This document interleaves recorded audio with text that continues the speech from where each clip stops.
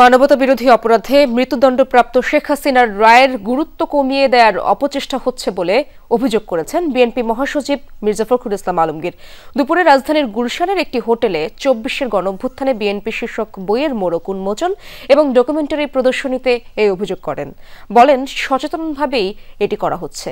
এ সময় দেশকে গণতন্ত্রের পথে ফেরানোর তাগিদ দেন তিনি। বলেন, অন্যথায় ব্যর্থ রাষ্ট্রে পরিণত হবে বাংলাদেশ।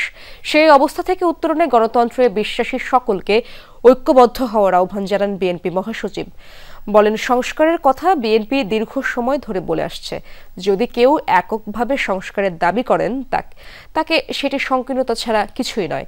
জানান, শুধু ২৪ নয়, বিগত ১৬ বছরের বিএনপি সহ সব রাজনৈতিক দলগুলোর আন্দোলনের ইতিহাস গবেষণার মাধ্যমে তুলে ধরতে হবে।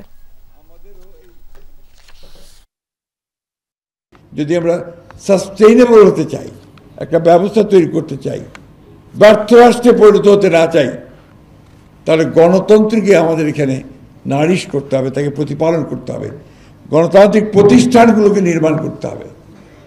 কোন দল কে জিতলো কে হারলো ইটস নট ইম্পর্টেন্ট। ইম্পর্টেন্ট হচ্ছে যে আমাদের গণতান্ত্রিক প্রতিষ্ঠানটা শক্তিশালী হলো কিনা।